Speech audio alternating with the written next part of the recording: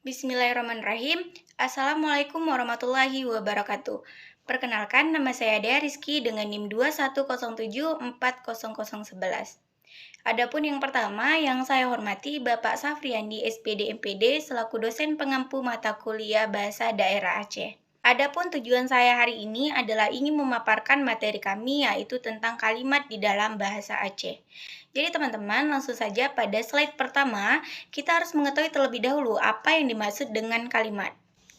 Nah, jadi kalimat itu adalah satuan bahasa yang mengungkapkan pikiran yang utuh. Nah, di dalam wujud lisan, kalimat ditandai oleh adanya alunan nada, kemudian jeda, dan intonasi. Sedangkan di dalam wujud tulisan berbeda dengan wujud lisan. Nah, wujud tulisan ini berupa huruf Latin dan diawali dengan huruf kapital, kemudian diakhiri dengan kesenyapan. Baik, pada slide yang berikutnya kita akan membahas tentang unsur-unsur kalimat. Nah, unsur-unsur kalimat ini dibagi menjadi 5 teman-teman. Yang pertama ada subjek, yang kedua predikat, yang ketiga objek, yang keempat pelengkap, dan yang terakhir ada keterangan. Nah, tentu saja kelima unsur ini memiliki fungsi masing-masing. Yang pertama ada subjek berfungsi sebagai pokok kalimat. Yang kedua ada predikat berfungsi sebagai unsur kalimat utama. Yang ketiga ada objek. Nah, objek ini berfungsi sebagai kalimat di dalam bahasa Aceh yang berupa kata benda yang mengambil posisi langsung di samping predikat. Kemudian ada pelengkap. Nah, pelengkap itu berfungsi sebagai unsur yang terletak setelah kata kerja yang menjadi unsur predikat kalimat. Yang terakhir ada keterangan. Nah, keterangan ini apa fungsinya? Nah, keterangan ini merupakan unsur yang berfungsi memberikan informasi lebih lanjut terhadap unsur subjek, predikat, objek, pelengkap, dan keterangan. Baik, pada slide berikutnya kita akan membahas tentang unsur-unsur kalimat itu secara lebih mendetail. Nah, yang pertama kita akan membahas subjek. Nah, subjek ini merupakan pokok kalimat. Nah, pada umumnya subjek dalam bahasa Aceh berupa kata benda atau kata ganti. Contohnya nih ada kata jijak basikula si putri yang artinya si putri pergi sekolah. Seperti itu, teman-teman. Nah, yang mana yang merupakan subjek di sini? Yang merupakan subjek adalah si putri. Mengapa? Karena si putri ini merupakan kata benda. Baik, pada slide berikutnya yaitu ada predikat. Nah, predikat tadi sudah saya jelaskan secara sekilas. Jadi, predikat itu merupakan unsur utama kalimat. Nah, predikat di dalam bahasa Aceh umumnya itu berbentuk kata kerja. Akan tetapi, di samping itu, predikat juga dapat berupa kata benda, kata sifat, kata bilangan, dan prasa depan. Baik, saya akan menjelaskan satu persatu dari bagian-bagian dalam predikat ini. Baik, pertama ada predikat yang berupa frasa atau kata kerja. Contoh nih, ada kalimat si raja gohlom jiwo. Nah, yang artinya si raja belum pulang. Yang mana yang dimaksud ke dalam predikat? Yang merupakan predikat dalam kalimat tersebut adalah gohlom jiwo, yang artinya belum pulang. Yang kedua, ada predikat berupa frasa atau kata benda. Nah, contoh di sini ada kalimat ureungnyan polisi yang artinya orang itu polisi. Nah, yang mana yang dikatakan predikat frasa benda yaitu polisi. Mengapa? Karena kata polisi itu merupakan kata benda, teman-teman. Nah, selanjutnya ada predikat berupa kata bilangan. Predikat yang berupa kata bilangan ini contohnya ada kalimat yumjih 2000 yang artinya harganya 2000. Yang mana yang termasuk ke dalam predikat berupa kata bilangan yaitu 2000 karena kata 2000 itu menunjukkan bahwasannya sebuah benda atau harga dari sebuah yang mau dibeli itu harganya 2000 seperti itu. Nah, selanjutnya ada predikat berupa kata sifat. Nah, yang menjadi contohnya di sini ada si Dara senang tat, yang artinya si Dara senang sekali. Senang sekali itu kan merupakan kata sifat, jadi dia merupakan sebuah predikat di dalam kalimat ini. Berarti predikatnya adalah senang tat. Kemudian ada predikat berupa kata depan. Nah, yang menjadi contoh di sini apa di pekan, yang artinya paman di pekan. Yang menjadi kalimat depan itu kan ada kata di, kemudian pada, dari, seperti itu. Nah, jadi di kalimat ini yang merupakan kata depan itu adalah di pekan. Nah, pada slide selanjutnya kita akan membahas tentang objek. Jadi, objek tadi merupakan kalimat bahasa Aceh yang berupa kata benda yang mengambil posisi langsung di sebelah kanan predikat. Berarti posisinya langsung di sebelah predikat. Kemudian contohnya di sini ada kata anak sekolah tengah ji sipak bohban. Nah, yang artinya anak sekolah menyepak bola seperti itu ya. Nah, yang menjadi objek di dalam kalimat ini adalah bohban. Kenapa? Karena kalimatnya itu menunjukkan bahwasannya bola itu adalah objek yang dituju seperti itu ya. Kan anak sekolah menyepak bola. Anak sekolah menyepak bola. Nah, apa yang sedang disepak oleh anak sekolah itu adalah bola. Jadi, eh, objeknya di sini adalah, bohban yang artinya bola. Selanjutnya ada pelengkap. Nah, pelengkap ini sama halnya seperti objek yang berada langsung di belakang predikat. Jadi, pelengkap ini berarti tidak boleh berada di depan, predikat, teman-teman. Pelengkap ini juga biasanya berupa kata benda. Nah, contoh nih ada kalimat kata jih kajijak sikulah yang artinya dia sudah pergi sekolah. Nah, di sini yang menjadi pelengkap dalam kalimat ini adalah sikulah. Kenapa? Karena kata sikulah ini termasuk ke dalam kata benda.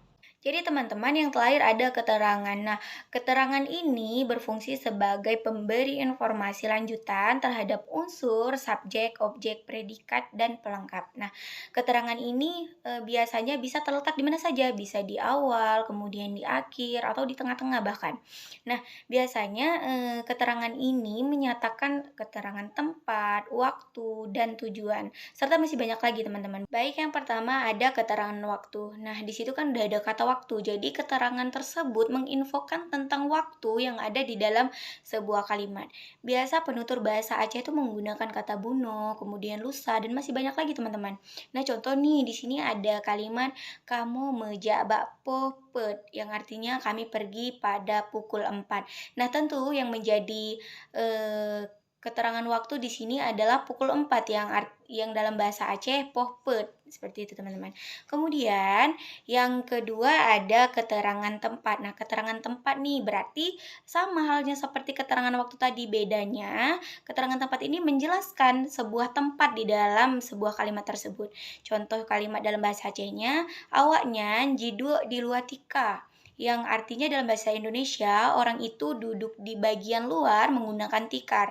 Nah, berarti yang menjadi keterangannya di sini adalah di luar tikar, di bagian luar tikar seperti itu, teman-teman. Nah, selanjutnya ada keterangan tujuan. Keterangan tujuan ini berarti menunjukkan apa tujuan dari kalimat tersebut. Seperti itu, teman-teman.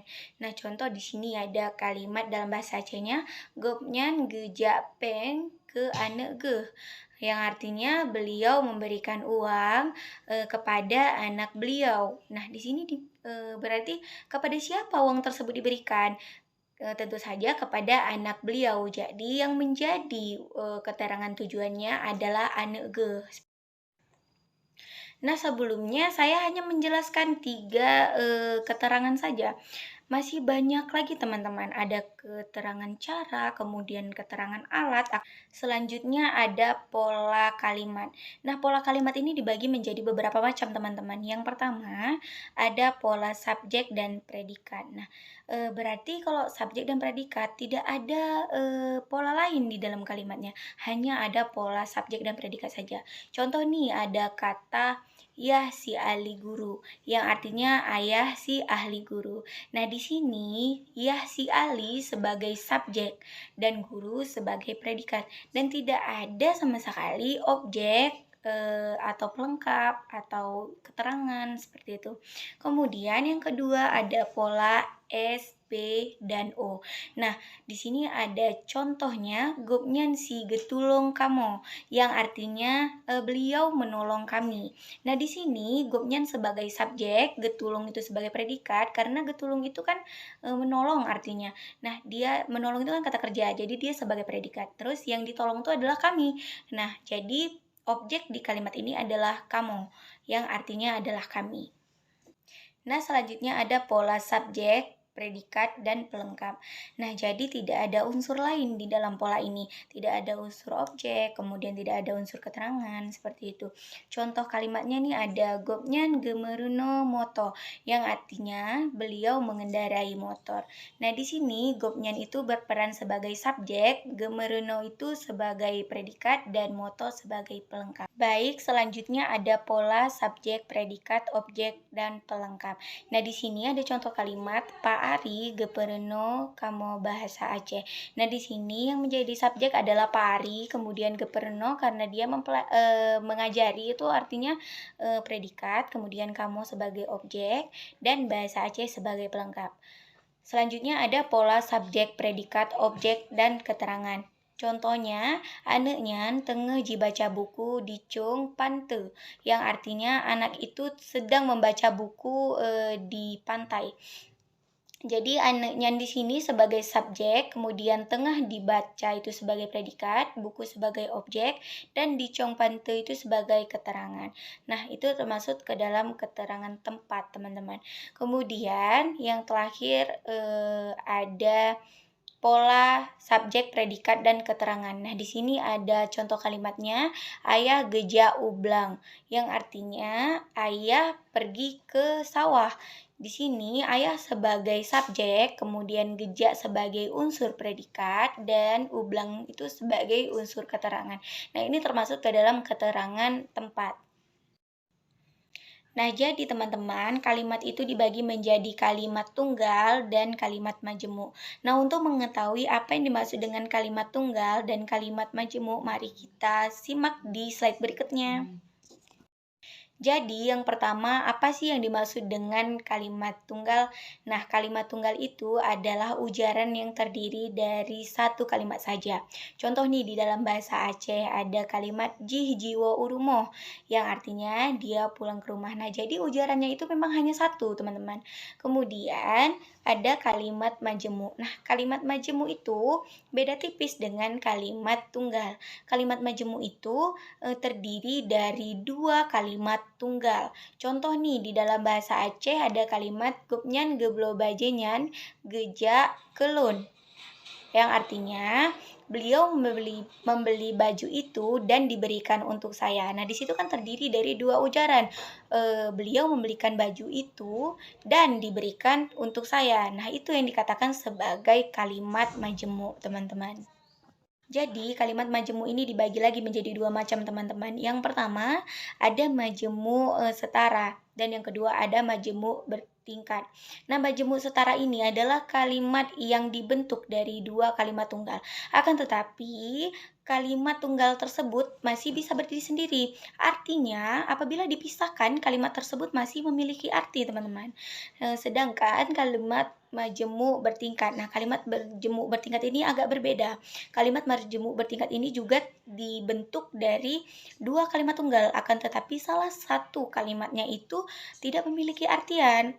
Maksudnya satu berperan menjadi sebuah keterangan dan satunya lagi tidak bisa dipisahkan, seperti itu, teman-teman. Nah, mungkin sekian paparan dari saya. Apabila ada kekurangan dan kesalahan, saya mohon maaf karena saya juga masih dalam tahap pembelajaran. Saya akhiri, Assalamualaikum warahmatullahi wabarakatuh.